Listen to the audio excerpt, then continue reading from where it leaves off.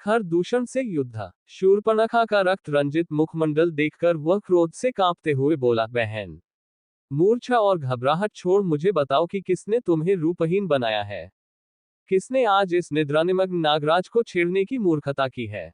किसके सिर पर काल नाच रहा है। मुझे शीघ्र उसका नाम बताओ। उस अपराधी को मेरे क्रोध से देवता, गंधर्व, पिशाच और राक्षस कोई भी नहीं बचा सकता। खर के मुख से निकले इन वचनों सुनकर शूर्पणखा का कुछ धैर्य बांधा। उसने रोते रोते खर से कहा, राम और लक्ष्मण नामक दो राजकुमार, जो अयोध्या के राजा दशरथ के पुत्र हैं, इस वन में आए हुए हैं। उनके साथ राम की भार्या सीता भी है। वे दोनों ही बड़े सुंदर, पराक्रमी और तपस्वी प्रतीत होते हैं। जब मैंने उनसे राम की पत्नी के विषय में पूछा तो वे चिढ़ गए और उनमें से एक ने मेरे नाक कान काट लिए। भैया, तुम शीघ्र उन्हें परलोक भेजकर उनसे मेरे अपमान का प्रतिशोध लो। मेरे हृदय को शांति तभी मिलेगी जब मैं उन तीनों का गरम गरम रुधिर पी लूंगी। तत्काल ही खर ने अपनी सेना के 14 यमराज के समान भयंकर योद्धा एवं पराक्रमी राक्षसों को आज्ञा दी कि शूर्पणखा के साथ जाकर उन तीनों का वध करो। मेरी बहन को वहीं उनके शरीर का गरम गरम रक्त पिलाकर इसके अपमान की ज्वाला को शांत करो। खर की आज्ञा पाते ही वे राक्षस भयंकर अस्त्र शस्त्रों से सुसज्जित होकर राम, लक्ष्मण तथा सीता का वध करने के लिए शूर्पणखा के साथ चल पड़े। शूर्पणखा के साथ इस राक्षस दल को देखकर राम लक्ष्मण से बोले, लक्ष्मण, तुम सीता के पास खड़े होकर उसकी रक्षा करो।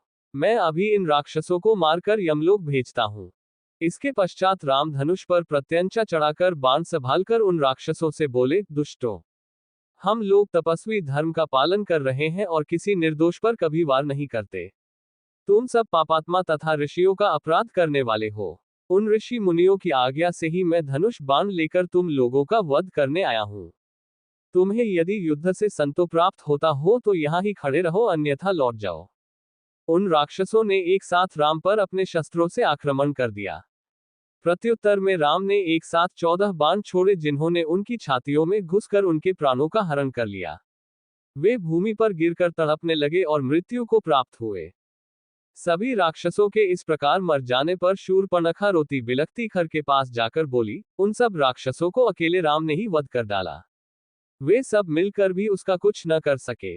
मुझे तो प्रतीत होता है कि तुम महासम में सबल होने के बाद भी राम के सामने युद्ध में नहीं ठहर सकोगे। यदि तुम स्वयं को शूरवीर समझते हो तो तुम अपनी संपूर्ण शक्ति लगाकर उससे युद्ध करो। यदि तुमने शत्रुघाती राम का वध नहीं किया तो मैं तुम्हारे समक्ष ही आत्महत्या करके अपना प्राण त्याग दूंगी। शूर्पणखा के द्वारा इस प्रकार तिरस्कृत होने पर खर ने क्रोधित होकर कहा, शूर्पणखे, तू व्यर्थ ही भयभीत होकर आत्महत्या करने का प्रलाप कर रही है।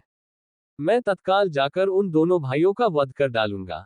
मेरे समक्ष उनका तेज वैसे ही है जैसे कि सूर्य के सामने जुगनू। तू अकारण चिंता करना त्याग दे। शूर्पणखा को सांत्वना देकर खर अपनी विशाल सेना, जिसमें 14 सहस्त्र विकट योद्धा थे, को साथ लेकर राम से संग्राम करने के लिए तीव्र गति से चला। विशाल सेना के साथ खर को आते देखकर राम ने लक्ष्मण से कहा, महाबाहो, ऐसा प्रतीत होता है कि राक्षस राज अपने पूरे दलबल के साथ चला आ रहा है। आज आर्य और अनार्य के मध्य संघर्ष होगा और निस्संदेह आर्य की विजय होगी। तुम सीता की रक्षा के लिए उसे साथ लेकर शीघ्र ही किसी गुफा में चले जाओ ताकि मैं निश्चिंत होकर युद्ध कर सकूं। लक्ष्मण ने तत्काल अपने अग्रज की आज्ञा पालन किया। वे सीता को लेकर पर्वत की एक अंधेरी कंदरा में चले गए। अभेद्य कवच धारण करके राम युद्ध के लिए तैयार हो गए। देवता, यक्ष, किन्नर, गंधर्व आदि सभी राम के विजय के लिए परमात्मा से इस प्रकार प्रार्थना करने लगे कि हे त्रिलोकीनाथ, वीर पराक्रमी रामचंद्र को इतनी शक्ति प्रदान करो कि उनके हाथों गौ, ब्राह्मणों तथा ऋषि मुनियों को अनेक प्रकार से कष्ट देने वाले राक्षसों का नाश हो सके। राक्षसों की सेना ने राम को चारों ओर से घेर लिया तथा आक्रमण की तैयारी करने लगे। राम ने भीषण विनाश करने वाली अग्नि बाण छोड़ दिया, जिससे राक्षस हाहाकार करने लगे। राम तत्परता के साथ राक्षसों के द्वारा छोड़े गए बाणों को अपने बाणों से आकाश में ही काटने लगे। इस पर राक्षसों ने अत्यंत क्रोधित होकर एक साथ बाणों की वर्षा करना आरंभ कर दिया और राम चारों ओर से उनके बाणों से आच्छादित हो गए। राम ने अपने धनुष को मंडलाकार करके अद्भुत हस्त लाघव का प्रदर्शन करते हुए बाणों को छोड़ना आरंभ कर दिया, जिससे राक्षसों के बाण कट कर भूमि पर गिरने लगे। ये ज्ञात ही नहीं हो पाता था कि कब उन्होंने तर्कस से बाण निकाला, कब प्रत्यंचा चढ़ाए और कब बाण छूटा। राम के बाणों के लगने से राक्षसगण निष्प्राण होकर भूमि में लेटने लगे। अल्पकाल में ही राक्षसों की सेना उसी भांति छिन्न भिन्न हो गई जैसे आंधी आने पर बादल छिन्न भिन्न हो जाते हैं। पूरा युद्धस्थल राक्षसों के कटे हुए अंगों से पट गया। खर दूषण वध। खर की सेना की दुर्दशा देखकर दूषण अपनी विशाल सेना को साथ लेकर राम के समक्ष आ डटा। कुछ ही काल में राम के बाणों से उसकी सेना की भी वैसी ही दशा हो गई जैसा कि खर की सेना की हुई थी। अपनी सेना की दुर्दशा देखकर क्रुद्ध दूषण ने मेघ के समान घोर गर्जना की और तीक्ष्ण बाणों की वर्षा आरंभ कर दी। उसके इस आक्रमण से कुपित होकर राम ने चमकते खुर से दूषण के धनुष को काट डाला तथा एक साथ 4 बाण छोड़कर उसके रथ के चारों घोड़ों को बींध दिया, जिससे चारों घोड़े निष्प्राण होकर भूमि पर गिर पड़े। पुनः राम ने एक अर्धचंद्राकार बाण छोड़कर दूषण के सारथी के सिर को धड़ से अलग कर दिया। इस पर क्रोधित दूषण एक परिध उठाकर राम को मारने झपटा। राम ने भी पलक झपकते ही अपना खड्ग निकाल लिया और दूषण के दोनों हाथ काट डाले। पीड़ा से छटपटाता हुआ वह मूर्छित होकर धराशायी हो गया।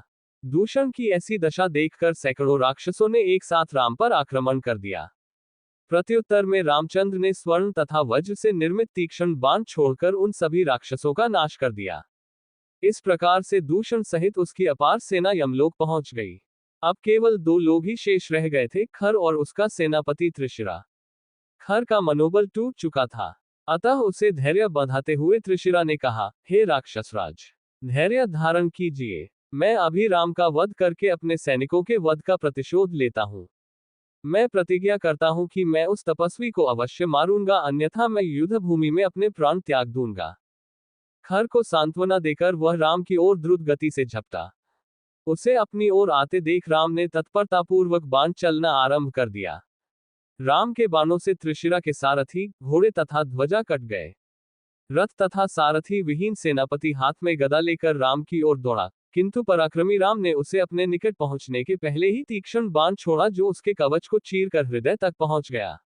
हृदय में बाण लगते ही त्रिशिरा हतप्राण होकर भूमि पर गिर गया। उस स्थान की सारी भूमि रक्त रंजित हो गई। सेनापति के वध हुआ देखकर क्रुद्ध खर राम पर अंधाधुंध बाणों की वर्षा करने लगा। उसके बाण वायुमंडल में सभी दिशाओं में फैल गए। इस पर राम ने अग्निबाणों की बौछार करना आरंभ कर दिया। और भी क्रुद्ध होकर खर ने एक बाण से रामचंद्र के धनुष को काट दिया।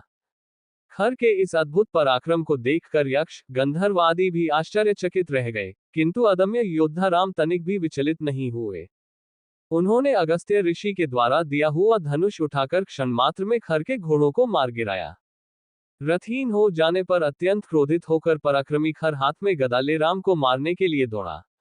उसे अपनी ओर आता देख राघव बोले, हे राक्षसराज, यदि संपूर्ण ब्रह्मांड का स्वामी भी निर्दोषों तथा सज्जनों को दुख देता है तो उसे अंत में अपने पापों का फल भोगना ही पड़ता है। तुझे भी निर्दोष ऋषि मुनियों को भयंकर यातनाएं देने का परिणाम भुगतना पड़ेगा। मैं तुझ जैसे अधर्मी दुष्ट दानवों का विनाश करने के लिए ही वन में आया हूं। अब तेरा भी अंतिम समय आ पहुंचा है। अब किसी भांति तू बच नहीं सकता। राम के वचनों को सुनकर खर ने कहा, हे अयोध्या के राजकुमार, तुमने स्वयं के मुख से स्वयं की प्रशंसा करके अपनी तुच्छता का ही परिचय दिया है। तुम में इतना सामर्थ्य नहीं है कि तुम मेरा वध कर सको। मेरी यह गदा आज ये तुम्हें चिरनिद्रा में सुला देगी। इतना कहकर खर ने अपनी शक्तिशाली गदा को राम के हृदय का लक्ष्य करके फेंका। राम ने एक ही बाण से उस गदा को काट दिया और एक साथ अनेक बाण छोड़कर खर के शरीर को क्षत विक्षत कर दिया। क्षत विक्षत होने पर भी खर क्रुद्ध सर्प की भांति राम की ओर झपटा। उसे अपनी ओर लपकते देखकर राम ने अगस्त्य मुनि द्वारा दिए गए एक ही बाण से खर का हृदय चीर डाला। भयानक चीत्कार करता हुआ खर विशाल पर्वत की भांति धराशायी हो गया और उसकी इहलीला समाप्त हो गई। राम के विजय पर ऋषि मुनि तपस्वी आदि उनकी जय जयकार करते हुए उन पर पुष्प वर्षा करने लगे। उन्होंने राम की भूरी भूरी प्रशंसा करते हुए कहा, हे राघव, आपके इस महान उपकार को दंडक वन के निवासी तपस्वी कभी न भुला सकेंगे। इन राक्षसों ने अपने विप्लव से हमारा जीवन, हमारी तपस्या, हमारी शांति सब कुछ नष्टप्राय कर दिए थे। आज से हम लोग आपकी कृपा से निर्भय और निश्चिंत हो गए हैं।